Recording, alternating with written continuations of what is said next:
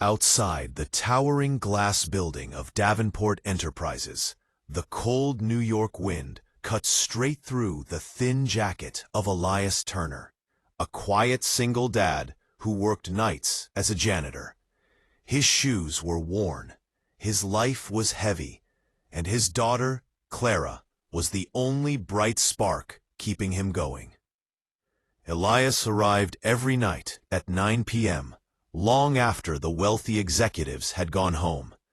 He swept marble floors, emptied gold-trimmed trash bins, and scrubbed fingerprints off doors that belonged to people who never cared he existed.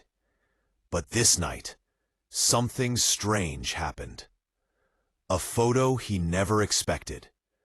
On the top floor, in a private office, a soft light glowed under the door.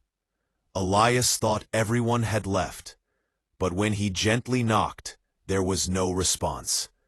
Maybe someone forgot to switch off the lights. He stepped inside. The office was huge. Bookshelves filled with expensive law books, a giant desk carved from oak. But it wasn't the luxury that froze Elias in place. It was a photo frame on the billionaire's desk. Inside it, smiling like the sun, was his late wife, Grace. Elias stumbled backward, heart pounding. His wife died 4 years ago. She'd never said she knew anyone wealthy. She worked as a nurse, not in finance. So why was her picture in Adrian Davenport's office? Then a voice behind him shook him to the core. "You knew Grace?" Elias turned. There stood Adrian Davenport himself, billionaire, renowned CEO, a man whose face appeared in magazines and business shows. His expression wasn't angry, it was emotional. Elias could barely speak. "That is my wife. She passed away years ago." "Why do you have her picture?" Adrian approached slowly, his hands trembling. "She changed my life." A past Elias never knew. Elias stared in disbelief as Adrian spoke, his voice thick with memory. 6 years ago, I was in a hospital. I had collapsed in my office from stress and work overload. Your wife, Grace, she was my nurse. Grace had never told Elias about this. She never talked much about her stressful cases. She always felt patients' stories were private. Adrian continued. "At the time, I was selfish, obsessed with money. I treated everyone terribly. Doctors, assistants, everyone feared me, except her." He smiled painfully. "She told me something that saved my life." "What did she say?" Elias whispered. "That no amount of wealth could heal an empty soul. She said, you're chasing money because you don't feel loved. But you can choose to be human again." Elias felt tears forming. That was exactly like Grace. Gentle, honest, brave. She stayed with me through the worst panic attacks, talked me through healing. She made me see I was more than my bank account. I promised her I would become a better man. And I have tried, every day. The billionaire's regret. Adrian's voice cracked. I wanted to thank her. A year later, I returned to the hospital. But she was gone. They told me she died in a car accident.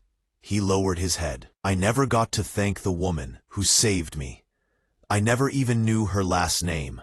Until now. Elias wiped his eyes silently. He had never imagined his wife helped someone so powerful. To him, she was simply a loving mother, a caring nurse, and the person who taught him kindness. Then Adrian said something unexpected. "Your daughter, is that her in your locker photo? Clara, right?"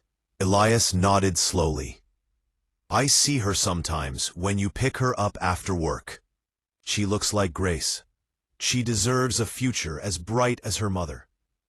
Elias swallowed deeply. Life had been hard since Grace's passing. Medical bills, funeral costs, raising Clara alone. He worked double shifts, slept little, and spent nights praying he could give his daughter a chance at life. He never asked for anything. He just survived. An offer beyond imagination. Adrian stepped closer. I want to do something for Grace. But I want your permission first. Elias looked confused.